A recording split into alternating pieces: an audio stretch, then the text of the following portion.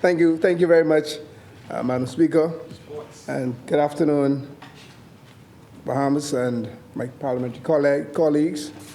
I want to first of all start off by thanking Almighty God for health and strength, and I know the good member from St. Anne said that all of us woke up in Nassau this morning, but myself and the member for East Grand Bahama have much more to thank God for because we have the flying from Grand Bahama this morning. So we thank Him for our safe arrival in New Providence. Madam Speaker, before I get into the crux of my statement, I would like to say, the clock is running, Madam Speaker. No. I'm hearing something across the floor over there. I want to offer condolences, Madam Speaker. I want to start off by offering condolences to the chairman of Central Grand Bahama Constituency Association, Mr. Lester Dawkins, and his family, who would have lost his father suddenly, Mr. Samuel Dawkins, on Saturday morning, and also to Miss Vernal Eden of Pinders Point, who lost her husband, Iram Eden, on Sunday. So we had deaths in Central Grand Bahama back to back. So I want to offer my condolences to those families and pray their peace and comfort in the Lord. Madam Speaker, I want to dive right into this debate on the 2022 Fiscal Strategy Report and the Medium Debt Management Strategy for the fiscal years 2023-24 to 2025-26. I want to begin by telling the Bahamian people that we are here for them, and our mission in this House will always be to make decisions in their best interest. The only thing I can say about this report is too little, too late, with emphasis on the late. Madam Speaker, the official opposition has echoed our concerns over the delay of the tabling of this significantly important plan for the country. It cannot be minimized that there was a disregard of the New Day government to present this report in line with the Fiscal Responsibility Act. A good plan. The Bahamian people deserve more than just lip service and excuses. This New Day government claimed their budget would be more people-centric. They said it would be more focused on providing tax relief and increased levels of social support while also maintaining the fiscal responsibility objectives. But from my account, they already started off wrong. This New Day government has displayed blatant contempt for the rule of law and the Bahamian people. And to further label the rule of law as having fundamental flaws because it don't suit your timeline seemed to be a cop-out. It was feasible when the Free National Movement administration did it. So, as they say, what is good for the goose should be good for the gander. Madam Speaker, if this New Day government plans to restore the country's fiscal health is working as they claim, then why was there a need to delay this report at all? You know, Kami used to say to me, if you stay ready, you don't have to get ready. We should have been ready to produce the report no matter the external factors or the Standards and Poor review. Shouldn't have to wait for anything. Our duty is first to the Bahamian people. This New Day government says that its plans since coming to office are already bearing fruit. My question is, who is eating the fruits? Which Bahamians are experiencing these working plans? Madam Speaker, when this New Day administration came into office, they promised innovation and revolutions for Bahamians. They painted themselves as the savior of this country. But all we have heard thus far is fluff and regurgitated proposals. But where's the activation, the execution? The Bahamian people wants to know. They deserve real innovation, real change, real reform, and most of all, real relief. We knew that their way forward budget wouldn't do enough and does not come close to seriously addressing the many challenges Bahamians are facing today. We need the New Day government to be realistic, be really realistic with the Bahamian people. Speak to inflation. Madam Speaker, the recent occurrence of global tragedies, from natural disasters to wars, has significantly impacted the cost of living due to supply chain disruption and, of course, shortage of goods. We saw the impact at home in mid-2022 with shocking prices on everyday items like gas, electricity, and groceries. Now, more than ever, we must shift the focus on ensuring that Bahamian families have the capacity to feed themselves. You spoke to it earlier, where they don't have to pay the overpriced cost of importation and inflation.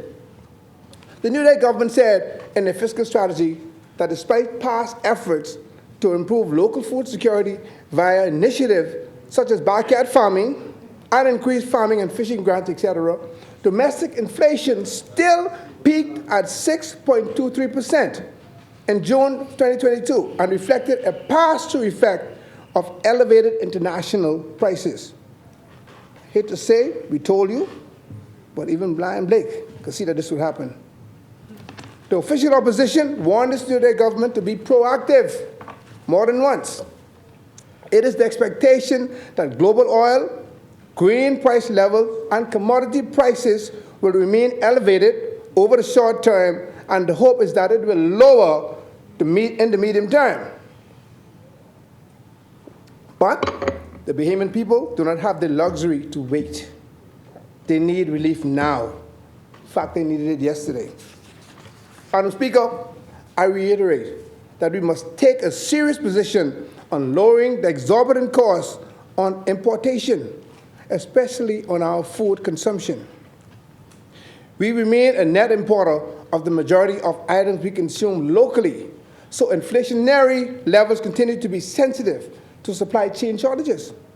Cause and effect. Families must come together and begin their backyard farms that have been pushing this and raise their own yard chicken to harvest fresh eggs at little to no cost.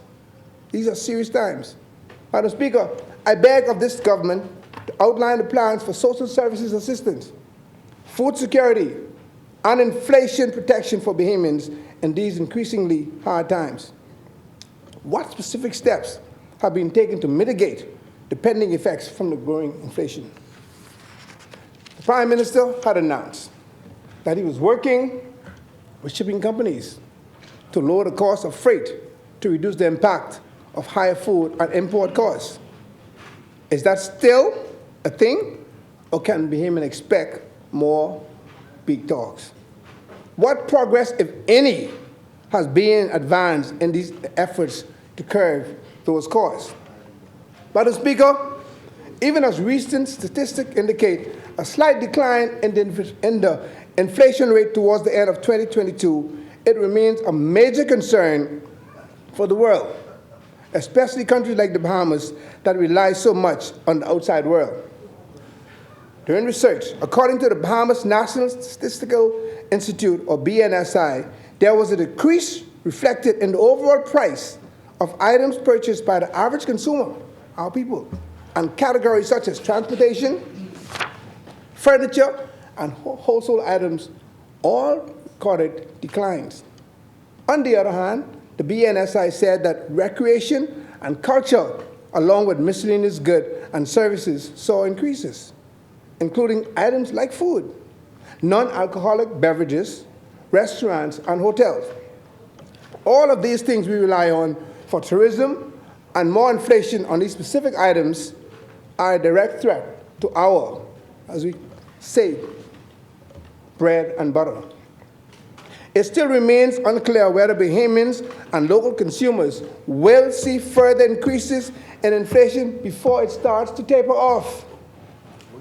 And given the current trajectory of the US and the way in which the Bahamas follows a similar path, I encourage all Bahamians to brace for the worst before it gets better. In other words, stay ready so you don't have to get ready.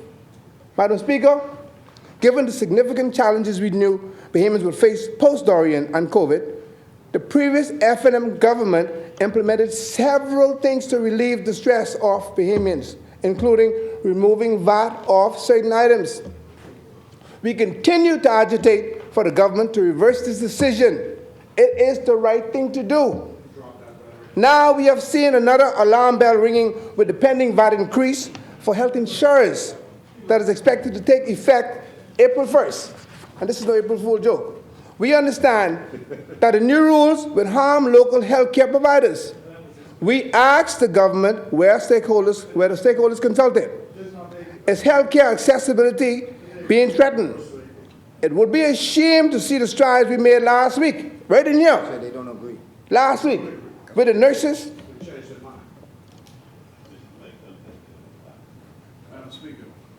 It will be a shame to see the strides we made last week as we debated that very important bill with the nurses and midwives. Just to be back here. Madam Speaker, we have said before that the government made a grave misstep in decreasing VAT and adding the tax back on bread basket items, medicine, insurance, baby food and products, feminine products that were previously zero-rated under the former administration. They had no foresight to see how their decision would ultimately affect and hurt Bahamians.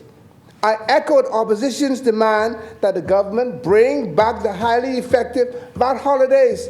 East Bahama spoke about that, as well as others, for hurricane season and for back-to-school shopping that were introduced and implemented by the FNM to bring relief. Madam Speaker, the Bahamian want a government that will ensure that they are given the best opportunity to provide for themselves and their families. They want transparency, and they demand accountability. Instead, they get a late fiscal strategy report that threatens their way of life. Madam Speaker, we asked this senior government, and it's going to come up over and over. Why wasn't this $150 million in BPL arrears disclosed to the Bahamian people before the report? Instead, we got a 2-sentence line with no explanation or clarity as to how the oversight occurred. It's your oversight. I echo the position of the leader that the failure could have been avoided. The previous administration left a plan in place that should have been followed.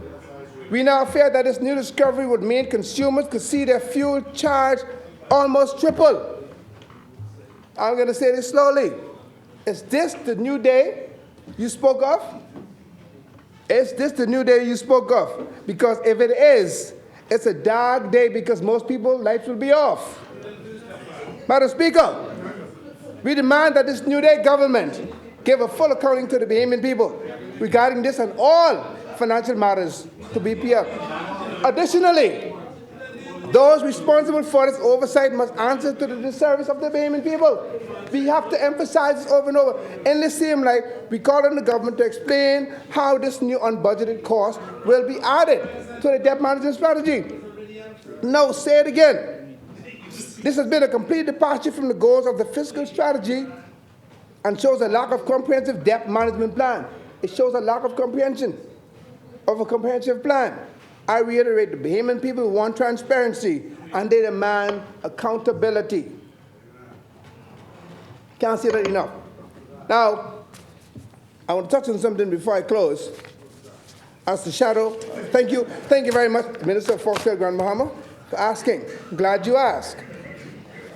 As the shadow Minister of Youth Sports, for Minister of Youth Sports and Culture, Madam Speaker, I close my contribution on this debate on some things very near and dear to my heart.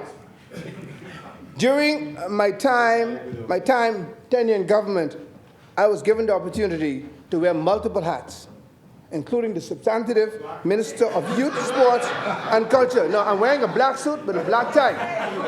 I'm wearing a black, and I guarantee you, I promise you, if you search all of these backpacks in there, you'll find several black hats. With the boot?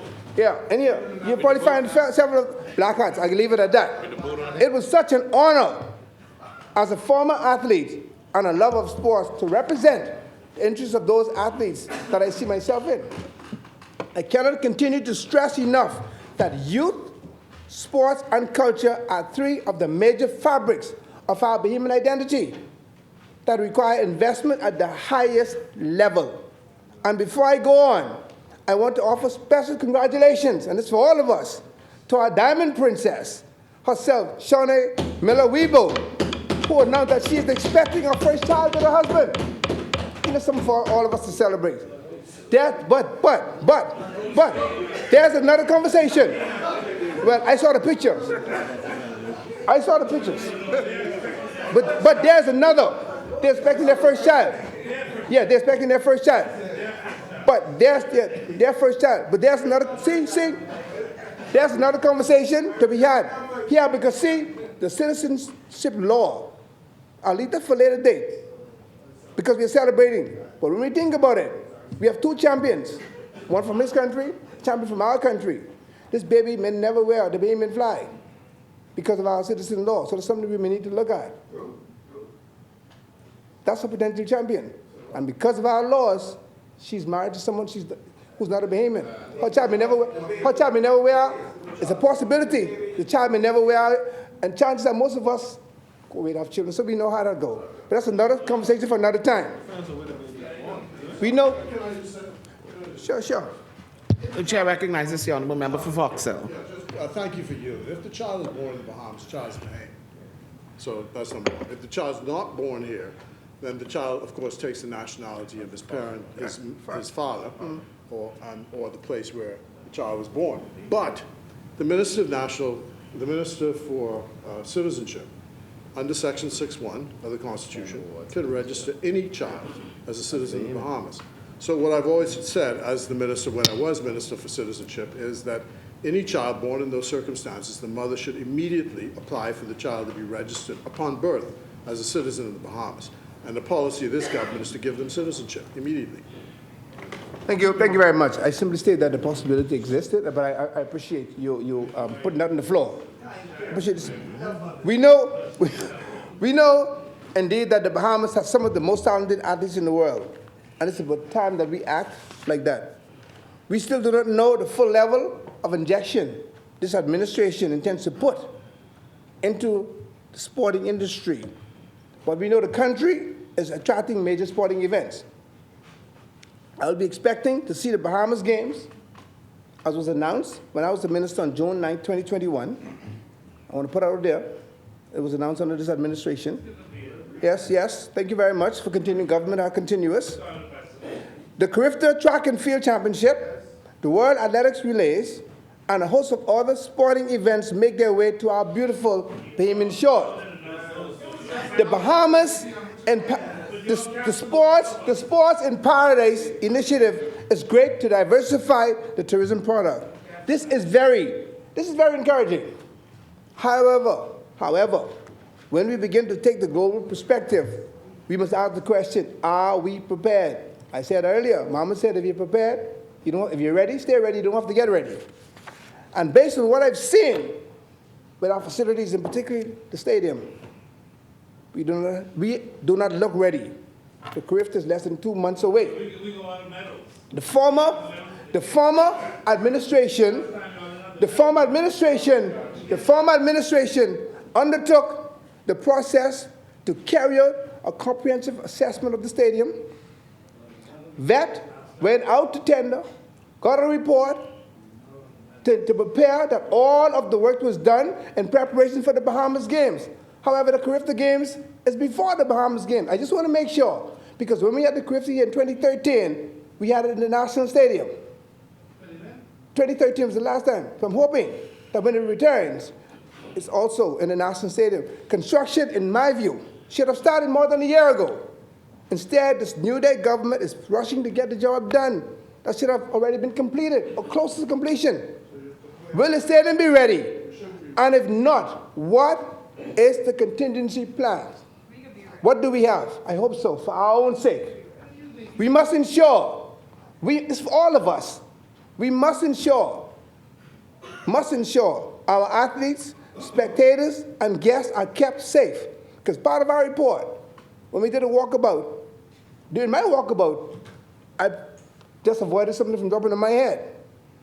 And according to international procedures, another thing that we must do prior to an international event, you must have a trial meet to ensure that all the systems are working prior to. In 2 months, I want to make sure we are aware of the time and we push, because as it is now, we don't see, no, I'm speaking on the floor as a Bahamian, because this is our national event that we hope pulls off, because it will not be an embarrassment on the government, it will be an embarrassment on all of us. So we wish all the best. The time does not seem feasible, and we call on this new government to outline the plan for the Bahamian people. These sporting events, because of the COVID-19 lockdown, the world was going through a pandemic. These sporting events will be the largest, most watched sporting events of the year. I can tell you that. Might even be bigger than the Super Bowl. The world is watching, and so are the Bahamian people. We know that the government said it will increase support for Bahamian athletes and sporting programs. But where is the support? These athletes need more than just lip service. We hope that this government will take it a step further and provide the necessary training facilities and equipment to allow our athletes to remain at the global competitive level. And if we have, I'm a former athlete and so are you. If we have repairs going on now at the old TAR, Thomas A. Robinson Stadium, as well as the stadium at the same time, our athletes who will be performing at home in front of the home crowd, who expect great things, will be placed at a disadvantage because you won't have the practice facilities unless there's a plan to send them overseas to train somewhere else. But if work is going on at the old stadium and the new stadium, in 2 months, where are they going to prepare? These are things that we need to think about. Think about it now. Because we love gold medals. We love medals. We love people to win. We want to see them on the podium. But I want to caution the movers and the shakers that we put facilities in place or make provisions now for them. Make provisions now for our athletes to train. Thank you. Thank you. I want to emphasize that it's important to me, important to all of us. Thank you very much, West Grand Bahama. When the former government left office, the New Day administration met an economy under uptick, as East Grand Bahama stated. The Minister administration took the country from a decade of no growth to a consecutive period of economic growth prior to Hurricane Dorian and the pandemic. Much of the performance being reported can be directly tied to the arduous work of the previous administration. It would be shameful if this New Day government flushes all that down the drain. Payments are ready for relief. As I close, they want more. They deserve more from this New Day administration. The fiscal strategy report misses the mark and failed to live up to the obligations of the Fiscal Responsibility Act.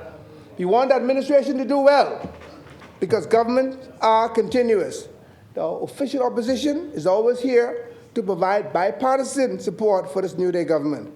I, the Member of Parliament for Central Grand Bahama, am continually honored and grateful for this responsibility to be a representative for the good people of the constituency that I just mentioned. Madam Speaker, colleagues, Bahamas, Central Grand Bahama rest.